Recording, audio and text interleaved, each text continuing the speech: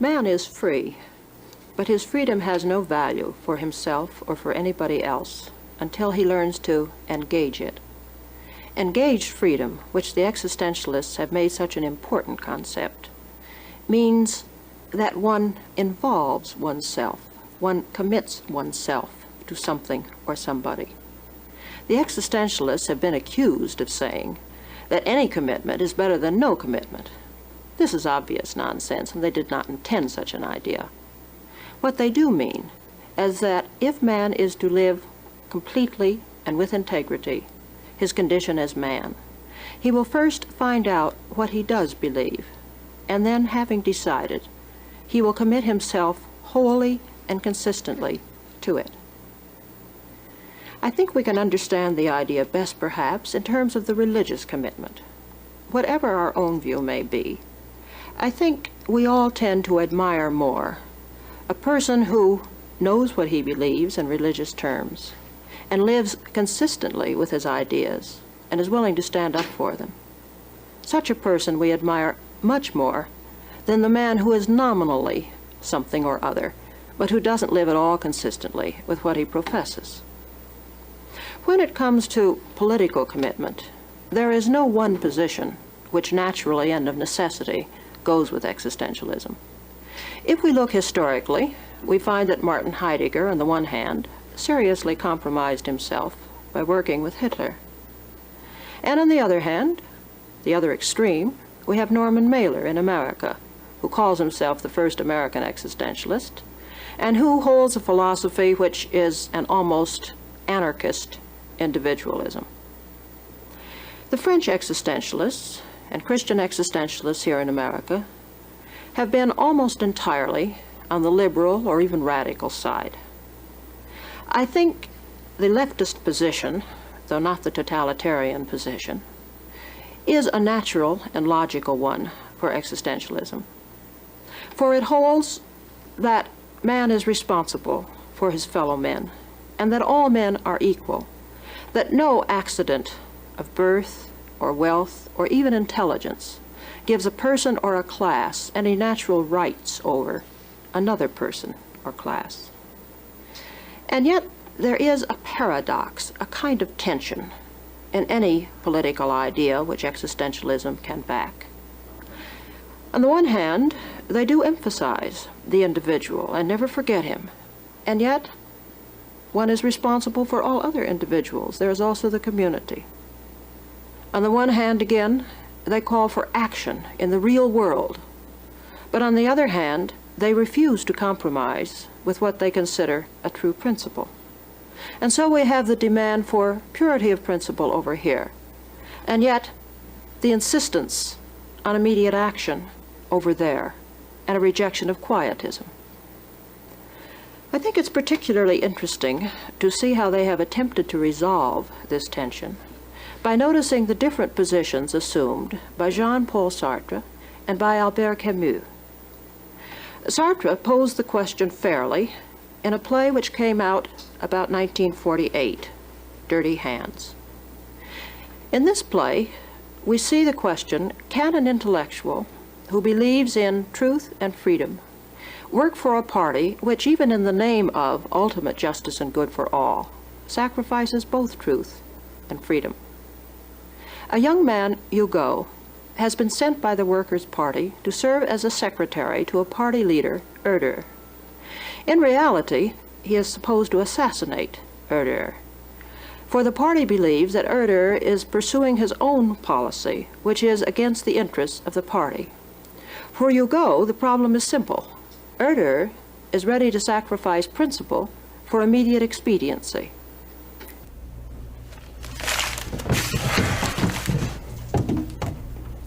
How you cling to your purity, young man. How afraid you are to soil your hands. Well, stay pure. What good will it do you? Or why did you join us? Purity is an idea for a yogi or a monk. You intellectuals and bourgeois anarchists use it as a pretext for doing nothing. To do nothing, to stand motionless, arms at your sides, wearing kid gloves. Well, I have dirty hands, right up to the elbows. I've plunged them in filth and blood.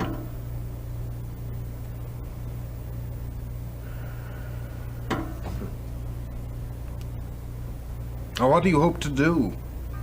Do you think you can govern innocently? You'll see someday that I'm not afraid of blood. Oh, really? Red gloves. Well, that's elegant. It's the rest that scares you. It's that stinks to your little aristocratic nose. Oh, we're back to that, are we? I'm an aristocrat. A guy who's never gone hungry. Unfortunately for you, I'm not alone in my opinion. So you misunderstand something, my boy. I know these people of the party who disagree with my policy, and I can tell you that they are of my tribe and not of yours. If they oppose these negotiations, it's simply because they think them inopportune. Under other circumstances, they would be the first to launch them. But you are making it a matter of principle. Who spoke of principle? Or aren't you trying to make it into a matter of principle? Good.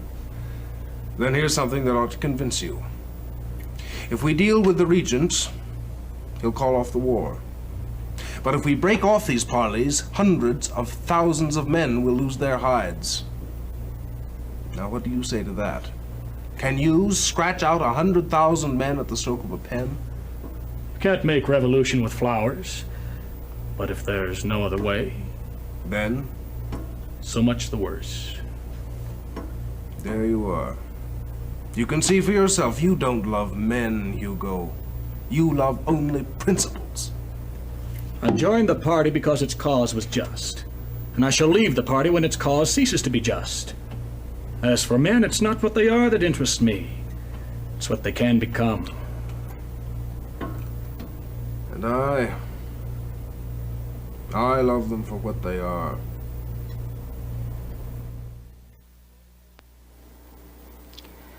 Soiled hands or blood-stained gloves. With such an alternative, it is easy to see why Sartre has declared that it is Herder's position which he favors. Hugo is willing to sacrifice men to principle, and the list of those who throughout the century have been willing to kill and torment other people in the name of a religious ideal or a national loyalty or even some private belief is sickeningly long. And yet, I don't think we can be quite satisfied with Herder's position as the only alternative.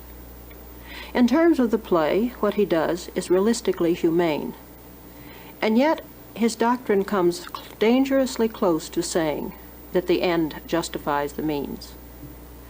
It does raise the question as to whether we dare adopt the opponent's methods, work with the opponents, and yet not become like the opponents. Is there perhaps a limit beyond which we cannot compromise without betraying the very thing we are trying to accomplish? Sartre, of course, did not mean to say that the end justified the means.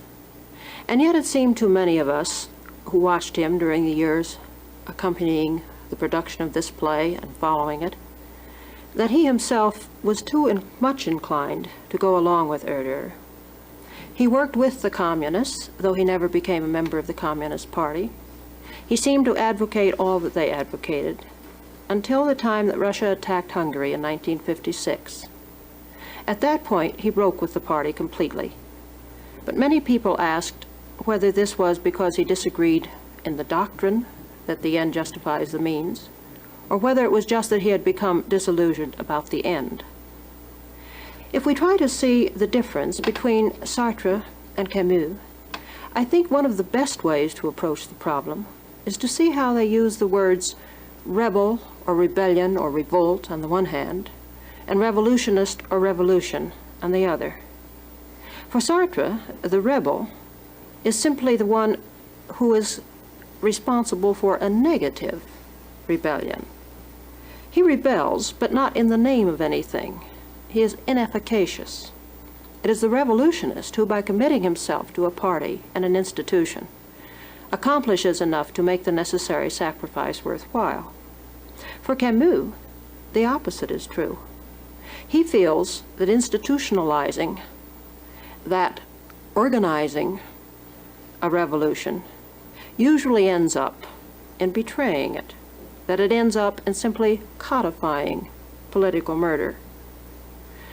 The true rebellion to which we might give our loyalty, he says, is that movement of revolt which acknowledges limits.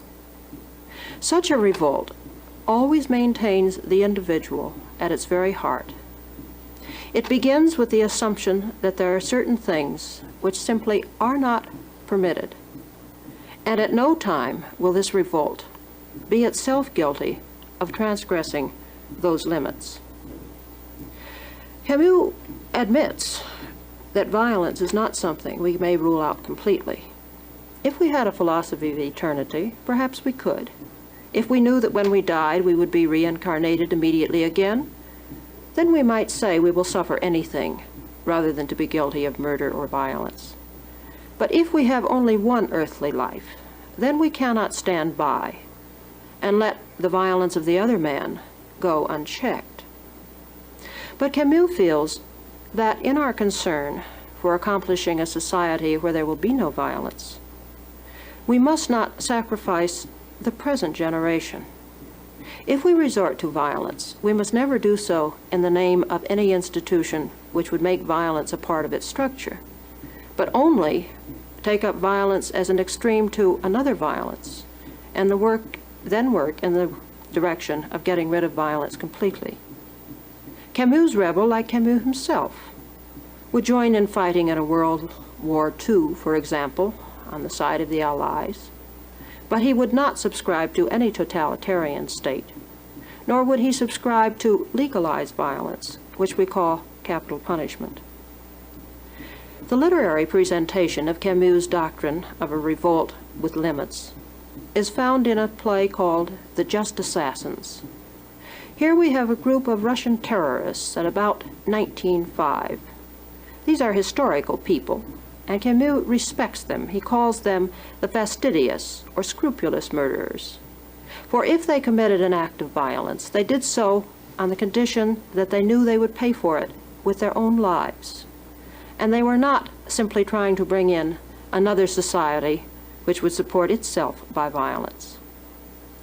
In the play, the young man, Yannick, agrees to throw a bomb at the carriage in which the Grand Duke is sitting. But then he doesn't throw the bomb, for as he is just about to let it go, he sees that there are 2 children in the carriage. Afterwards, he finds it difficult to explain himself to the other members of the group. Open your eyes, Stefan, and try to realize that the group would lose its entire driving force were it to tolerate the idea of children being blown to pieces by our bombs. I'm sorry, but I don't suffer from a tender heart. That sort of nonsense cuts no ice with me. Not until the day when we stop sentimentalizing about children will the revolution triumph. When that day comes, the revolution will be hated by the entire human race. What matter if we love it enough to force our revolution on it? Can't you see what is at stake? Just because Yannick couldn't bring himself to kill those 2, thousands of Russian children will go on dying of starvation for years to come. Have you ever seen children dying of starvation? Well, I have. Yannick's ready to kill the Grand Duke, because his death may bring nearer the time when Russian children no longer starve to death. Even that in itself is none too easy for him. But the death of the Grand Duke's niece and nephew won't prevent any child from dying of hunger. Even in destruction, there's a right way and a wrong way. And there are limits. There are no limits. The truth is that you don't believe in the revolution. Any of you. If you did believe in it, if you felt that by the dint of our struggles and sacrifices, someday we could build up a new Russia, redeemed from despotism. A land of freedom that will gradually spread out over the whole earth. And that then, man, freed from his masters and his superstitions, could at last look up toward the sky, a god in his own right. And how, I ask you, can the deaths of 2 children be weighed in the balance of such a faith? Stefan, I cannot let you continue. I am ready to shed blood so as to overthrow the present despotism. But behind your words, I see the threat of a despotism which, if ever it comes into power, will make of me a murderer. And what I want to be is a doer of justice, not a man of blood. As long as justice is done, even if it's by assassins, what does it matter? Men do not live by justice alone. When their bread is stolen, what else have they to live by? By justice, and don't forget, by innocence. Innocence? Yes, maybe I know what that means. But I prefer to shut my eyes to it for the time being so that one way it will have a worldwide meaning. You must feel very sure that day is going to come soon if you are willing to repudiate everything that makes life worth living today on its account. I'm certain that that day is coming. You can't be that sure. And by the time that all this blood is dried off this earth, we will long since have turned to dust. Then others will come, and I will hail them as my brothers. You say others? Well, I can tell you that the men that I love are the men who are alive today, that walk this earth. It's they whom I hail. It is for them I am fighting. For them I am willing to lay down my life. And I will not strike my brothers in the face for the sake of some far-off city which, for all I know, may not even exist. No, I will not add to the living injustice I see all around me for the sake of a dead justice. Killing children is against a man's honor. And if one day the revolution chooses to break with honor, well, I am through with the revolution. Yannick's reference to the coming despotism is Camus' condemnation of the Soviet totalitarian state. If the society which comes into being upholds political murder, then the people who had, by supposedly heroic exploits, brought it into being, become simply political assassins. Does the end justify the means, asked Camus? Possibly yes. But the answer to this question, which historical thought leaves dangling, is only this. What can justify the end? Only the means.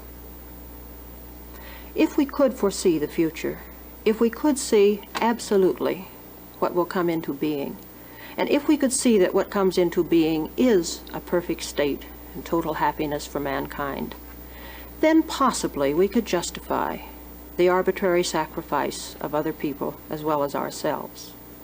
But since we can't foresee the future, then it seems that there is nothing to justify our designating as victims the men with whom we share our present existence. And yet, says Camus, our only recourse is what you might call a calculated culpability. There is no innocence, for one cannot refuse to act at all. And if one acts at all, one is, in all probability, going to sacrifice someone. If one tried to attain a position of absolute innocence, it would be just like the act of the man who, in his fear of death, resolves to commit suicide. For by not acting at all, we are simply allowing violence to go on unchecked. Sartre criticized the rebel, calling it a selling out to the forces of reaction on Camus' part, and a quietism. And Camus, on the other hand, felt that Sartre, had compromised to the point where he was no longer living even by the principles of his own philosophy. The two men never reconciled their quarrel, and yet it has always seemed to me that it was a quarrel which existed more in the application to specific actions than in the real formulation and intent. For one thing, Sartre, in criticizing Marxism, has always felt that it was wrong in assuming that a sort of economic determinism was acting, forcing men to do things, instead of recognizing in people free agents. And he has always insisted that a state is nothing except a collection of individual, real people, and that consequently individuals shouldn't be judged in terms of the whole. And also, Sartre in his recent years has said over and over again that a country must not take the position that any action is justified so long as it accomplishes a national goal. In his play, The Condemned of Altona, again in his introduction to Henri Alleg's The Question, when he takes up the question of torture, he says as emphatically as anyone could that neither France nor any other nation must use torture or political murder unless it wants to lose everything which it is struggling to keep alive as being its own ideal.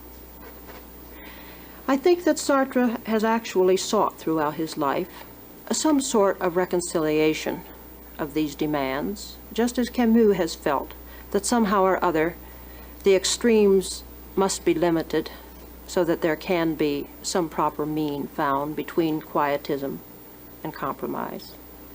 In one of his plays, a scenario called In the Mesh, Sartre very pessimistically describes how a certain Jean gradually becomes a dictator of a small country, only to find that like those who preceded him and like those who are going to follow him, he must compromise until all the ideals for which he fought have been lost. He had first condoned violence against his enemies, and then gradually, in order to keep himself going, he had had to use it even against his friends, especially against his close friend, Lucien, who, not understanding Jean's motives, had attacked him over and over in the newspapers. Finally, Jean has Lucien imprisoned, and when Lucien is at the point of death, Jean comes to visit him in the concentration camp.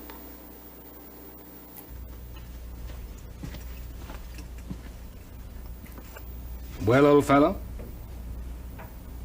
I thought you'd come. Are you in pain? No. I shall never make old bones. Lucien, do you hate me? No. I pity you. I shall have kept my hands clean to the last. I regret nothing. Your hands are covered with blood. I know. Don't you think I would have liked to have stayed clean? But if I'd been like you, the regent would still be on the throne. Purity is a luxury. You could afford it because I was on hand to do the dirty work. It's not for myself I'm angry with you. It's because of the others. I tell you, I regret nothing. I had to save the revolution. If I'd nationalized oil, it would have meant war. Why didn't you say so? I couldn't. Did you have to deport so many people to save the revolution? If the foreigners had reinstated the regent, don't you think there would have been 100 times as many deported? I had to choose. Lucien, the whole country is against me. 1 year, maybe 2, I shall be overthrown and shot. Well? But I shall have hauled on for 5 years. The revolution is saved. In a few years, the deported will be able to return. They will be able to nationalize oil, and men will be happy. Thanks to me, the tyrant, whom they will still curse. And what have you done? What is the sense of babbling about justice if you don't do anything about it? Why do you say that to me? Do you want me to die in despair? No, Lucien. Don't you think I'm in despair myself? Taking everything on my shoulders. All the murders. Even your death. And I loathe myself. Jean, I think I understand you. Do you think it was a crime to want to remain unsullied? I don't think so. Lucienne, there have to be men like you and men like me. We've both done everything we could. We've both gone to the limit. But listen, one day they'll invade the palace and condemn me to death. I almost hope for it. But there's one thing which counts. I must know if you acquit me.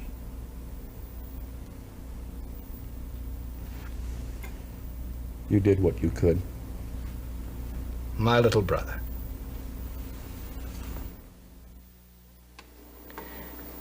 Thus Sartre artistically, whether or not in actual life, has found a reconciliation between the conflicting needs for purity of principle on the one hand and the need for concrete action in the real world on the other.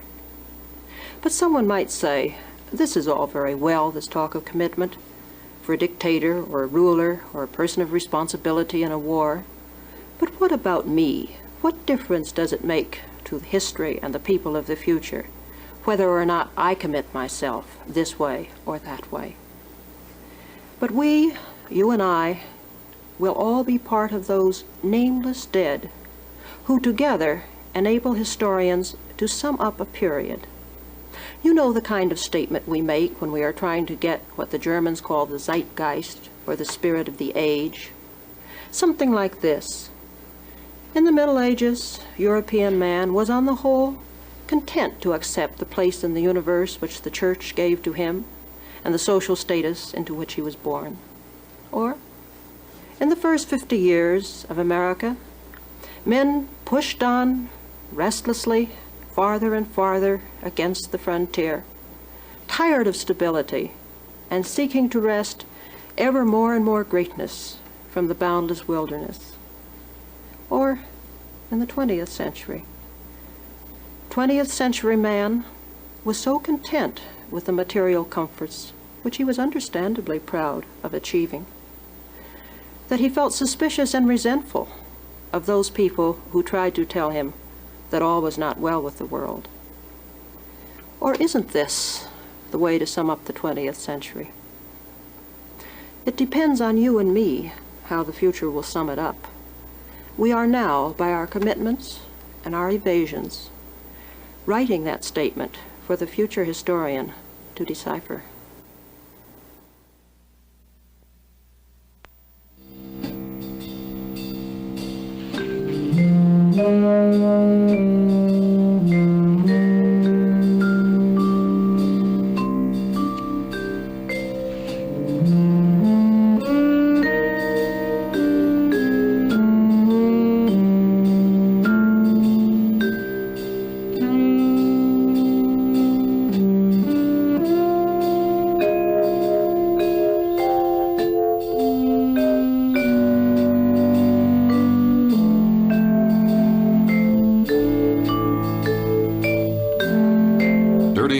By Jean-Paul Sartre was translated by Lionel Abel. The Just Assassins by Albert Camus was translated by Stuart Gilbert. Both books are published by Alfred A. Knopf Incorporated.